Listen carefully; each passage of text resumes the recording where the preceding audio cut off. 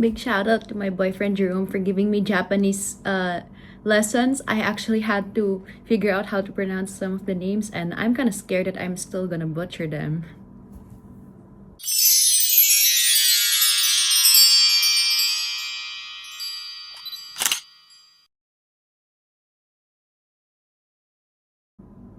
Hello, and welcome to the Mara Project. Mara Chua here, and welcome back to another episode of Peaches Reviews Pages, the official vlog tie-in with my book blog called Peach Pink Pages.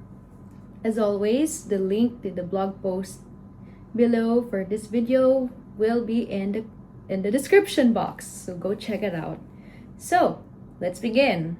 This one, first of all, I'm gonna dedicate this to my dad. I don't know if he watches my videos because most of the videos I see him watching are either like funny cat videos or cooking videos, but thank you so much for the gift of this book and for keeping me company. Japanese novels are truly something else, and the ones I've read so far always end up being the most magical stories that were spun off. Something about Japanese culture mixed with fantasy and emotion make these stories beautiful and worth reading. Last month, my cat, Catherine Delilah, Katie for short, went missing for a few days. One afternoon, Dad came home with a surprise to cheer me up. Not only had he brought home a large takeout of lasagna, but he also got me a book. Ta-da! In my hands were Sonoko Machida's The Convenience Store by the Sea. Immediately, I was reminded of the book my boyfriend Jerome got me last November. So you can read the entry and even watch the blog version. I will again put the other links in the comments below. The description box below. So the book reminded me of Michiko Aoyama's What You Are Looking For It Is in the Library. Like Aoyama's novel, Machida's novel features an assortment of main characters. If Aoyama's book took place in a library run by the eccentric Sayuriko Machi, then Machida's book takes place in a convenience store located by the sea of a small Japanese town called Kitakyūshū on the island of Kyushu. This store, known as Tenderness, is home to stories from customers whose lives were forever changed the moment they walked into the little convenience store. While Sayuri worked at a library, here we have Mitsuhiko Shiba, a very good-looking man. He has his own fan club and a bunch of admirers here and there. Behind his good looks is the sweetest man you'll ever meet. With his older brother, Tsugi, aka the Whatever Man, with his green overalls and pickup truck, they run Tenderness together. Meet your new favorite cast of characters. A mother's sweet slice-of-life tale tells of her adventures working at the convenience store. A professor quits after realizing that there is much more to his job than teaching at an academy. A middle schooler must learn to stand up to her bullies. A grumpy old man is suddenly the adopted grandfather of a little boy. A cynical teenage boy tries to find love over the holidays. And a young woman falls ill and her family's friends must look after her until her family returns. In the first chapter, called My Convenience is Your Convenience, we are introduced to Mitsuri Nakao, who works in Tenderness as a cashier. She is said to live a full, wonderful life. She got to marry her college sweetheart, live in a nice house, and together they have a son. Mitsuri worries she isn't doing enough as a mother, even if it's normal for teenagers to be a bit rebellious. Mitsuri's story gives us a glimpse into the everyday convenience store worker and her relationship dynamics with her colleagues. For example, her younger colleague, Nomiya, worked part-time but looked up to her. Mitsuri Nakao was living a full life. She'd married her college sweetheart 17 years ago, and with her son, a high school student, they were a family of three. A few years ago, Mitsuri had taken on a part-time job at a local convenience store to supplement their income, and it was all going well there. Actually, it had been going much better than well. The benefits there far outstripped the salary. Anyway, for now, let's just say that Mitsuri Nakao was living a full life. Of course, working at a store won't be so easy either. Nomiya and Mitsuri must be able to attend to their customers. Like their regular Shohei Umada, there is also the cranky customer Mr. Urata, an old man who was often rude to both Nomiya and Mitsuri. Both colleagues favorite time of the day is when they can spend it together with their boss, Mr. Shiba. Mitsuri fancied him just a little, even calling him the pheromone manager because of his good looks and sweet energy. Behind her work, Mitsuri has felt more inspired than ever because of her boss. Secretly, she had an interest in manga and wanted to spin some stories in her spare time, using Mr. Shiba as characters in those stories. After all, Mr. Shiba was an interesting character. For Mitsuri, she could write a good romance with him in it. Even if Mitsuri was trying to nurture her relationship with her 16-year-old son, she felt like it was important she took good care of Nomiya too. After a breakdown, Nomiya flees the store. Reflecting on how much Nomiya is cared for, he returns and he and Mitsuri bond over a nice meal together at the store. At the end of the day, Mitsuri knows she wouldn't trade her job for anything else, especially if it means getting to share stories with wonderful people, her colleagues, boss, and even the customers all around. And she was content. We now move on to the second part, the convenience store coffee of hope, where Professor, gonna whip up the pronunciation for this one, Yoshiro Kiriyama is about to discover that teaching is not for him. He worked at a juku, a prep academy. He was a regular at Tenderness, even knowing Mitsuri Nakao there. Yoshiro's favorite food from the store were egg sandwiches paired with his usual coffee. While he always seemed like a busy guy, deep down Yoshiro was lonely and unhappy with his job. After his meal, he'd get on the train, go to work, prepare his evening lecture, and talk to the middle school students about how to write the perfect short essay, just as he had done many dozens of times before. In the evening, he'd grab a perfunctory diner meal for dinner, or head home with whatever was on sale at the supermarket. Today, 1 year ago, he was exactly the same. Would he be here a year from now too, staring at the window at the same scene? He didn't like it, but he didn't know what to do about it either. Everything changes when one of his students asks him about why he was working his job. She points out that looking for the pronunciation of the name. She points out that Yoshiro was only working to earn the money he needed. One day, Yoshiro finds himself seated with Mr. Shiba, who offers him advice. Yoshiro is initially dismissive of this, worried that he was being made fun of. Deep down, Yoshiro wanted to pursue art, and Mr. Shiba admired the drawings he spotted Yoshiro working on. Yoshiro's art piece, depicting a swordsman, often spoke out to him as a form of symbolism, a battle Yoshiro has yet to fully conquer. After that encounter with Mr. Shiba, Yoshiro makes the crucial decision to quit his job in the Juku and head back home to his family. Until Tsugi finds him a month later. Tsugi and Yoshiro go on a long drive discussing Yoshiro's future. They bond over delicious single-origin coffee. On his own, Yoshiro ponders his life, feeling hopeful after a few words of encouragement from the store's brothers. A Melancholy Strawberry Parfait introduces us to Azusa Higaki, a middle schooler who often feels alone in the jukus he studies at. Yes, the same one Yoshiro taught at. Azusa was the same student who questioned Yoshiro's career. Now that he has resigned, Azusa feels lonelier than ever. Deep down, she enjoyed his lectures, but she also cared about his happiness. Dealing with her childhood best friend, Mizuki Murai, has been a challenge. Mizuki was the popular one, and Azusa was always in her shadow. Sometimes, the other girls like Kanako would pick on her. Mizuki would defend Azusa, but later she would use their friendship to her advantage to manipulate Azusa. For years, Azusa and Mizuki were friends because their moms were best friends too. Startled, Azusa turned to see Kanako's malicious grin. "I don't hide in Mizuki's shadow," she was about to say as much, but then it occurred to her that some of their other friends might feel the same way, so she shut her mouth. After all, I'm Mizuki's oldest friend, and she does look after me, so nobody would openly attack me. But still, Azusa thought, it wouldn't be strange if that bothered them, and maybe Mizuki too. How could Azusa say for sure that any of them didn't think so? Her perspective on Mizuki changes when, while at Tenderness one afternoon, Azusa runs into Nayuta Taguchi.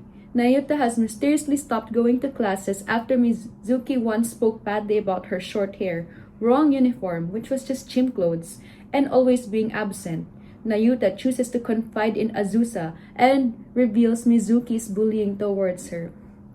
Nayuta encourages Azusa to stand up for herself and no longer allow herself to be manipulated by Mizuki.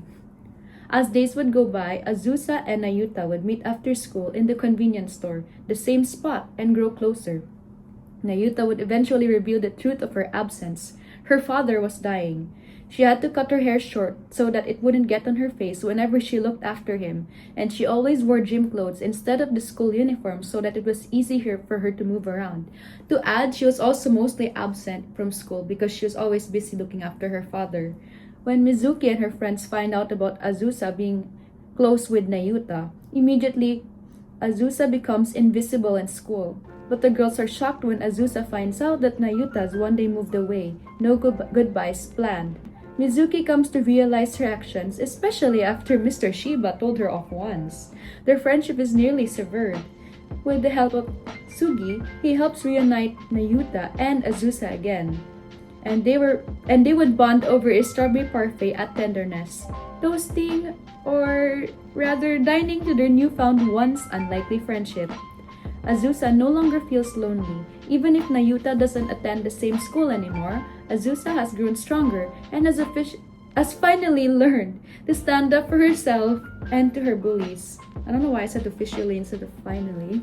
In A Soft Egg Porridge for a Hard Old Man, Takiji Otsuga is a grumpy old man whose choices as a father and husband are questioned. He has a strained relationship with both his wife, Junko, and his daughter, Nanao. Nanao often notices her mother's feelings and happiness are neglected, and Takiji is less than polite towards her. His behavior changes when he spots a lonely little boy, Hikaru, at Tenderness, where Takiji orders a small cup of coffee. Takiji overhears a conversation that breaks his heart. The boy's parents are divorced, and both are barely there for him. Their school has an upcoming team sports event that requires a parent's present per child. Suddenly, Takiji approaches the kid and decides he can help Hikaru win the race by standing in as a parent for it. Takiji realizes he feels bad for the child and wants to make his life feel a little less lonely. In a quick spin of events, Takiji learns to listen more to Junko and try to communicate better with Nanao. As a retired man, Takiji could find something to do, and it's helping the boy. Eventually, Hikaru warms up to him, even wanting to refer to Takiji as grandpa. They train together, and Takiji is determined to level up Hikaru's strength and agility, all while Takiji reflects on his past. Takiji knew it was an extremely difficult task to manage a full-time job, childcare, and housework, all perfect and all at the same time. Like many others, he had lived his life entrusting everything other than his job to Junko, so it seemed obvious that there was much more to Hikaru's father than meets the eye. Even so, he wanted to tell the man that his boy needed more care. Work was important, but the boy's field day came only once a year. He should be able to find at least enough time to show his face there. One evening, Takiji's love and loyalty for his wife is tested when Junko catches a fever. He spends his time at Tenderness buying Junko food and medications. In a conversation with Mr. Shiba, he offers to also help care for Junko. Mr. Shiba's kind, accommodating, and gentle nature also triggers a softer spot in Takiji. Back home, Takiji feeds an egg porridge to Junko. Even if the ingredients were store-bought, Takiji attempts to make his wife a porridge, further showing that at the end of the day, he does care for her. Here, Takiji also introduces Hikaru to his wife, revealing that Takiji has chosen to take Hikaru in as his grandson. On the day of the field race, Hikaru's father, Akihiro, is able to show up. He notices the situation of Hikaru and Takiji, and this also inspires Akihiro to be there for his son more. He thanks the old couple for helping his son, to which Hikaru proudly introduces them as his new grandparents. The chapter ends with Hikaru taking Takiji as his race partner, both of them determined to win. In Advent Calendar Cookies of Love and Longing, the story is taken over by Kosei Nakao, Mitsuri's son from chapter 1. He doesn't believe in love, sort of, but due to the nature of his romantic mother and her manga, which was entitled The Pharaoh Manager's Indecent Diary, Kosei is determined to find himself a partner over the holidays. There's just one problem. His social skills are whack, and he has like only one friend, Kozeki Daisuke. Anyway, while at Tenderness, Kose notices his mother being quite busy with a man. He suspects that she's having an affair. He wants to prove it otherwise, so he enlists his classmate and neighbor, Musumi, for help. They go on this silly mission together to spy on Mitsuri. At a restaurant, Kose and Misumi are confronted in an embarrassing moment when their covers are blown. It wasn't an affair. The man Mitsuri was seeing was Yoshiro Kikiyama from Chapter 2. He is now being mentored by Mitsuri so he can write and draw mangas too. After that awkward encounter, Kose has a talk with Misumi on the rooftop of their building. Kose believes he may start to have feelings for Misumi or at least fancy her, but Misumi likes Kozeki. Earlier, Kozeki had expressed that he doesn't really like Misumi, at least romantically. The confession sort of gets messy and Kose is rejected by her. Later once again, he confides in Kozeki, and then it hits him. Maybe he doesn't need a mistletoe kiss or something like that. He seems rather fond of his best friend as he is of him. And their friendship is enough as a gift. That's what we read. But Kose's mother seems into boys' love as some of the romantic subplots of her mangas. There's a closet made of glass somewhere there. In the end, both boy best friends spend the holidays together, laughing over their loveless love lives over some ramen. Together with Tsugi and Mr. Shiba at Tenderness, they cheer for the holidays with the brothers rooting for the two boys to find their partners one day. I'm not really the one who understands you. Besides, it's not like I was keeping my mouth shut on purpose. I just didn't know how to ask. That's not such a brilliant reason. Kozeki chuckled.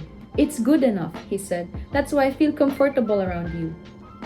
The gentle tone in his voice made Kose happy. I guess I must been of help somehow.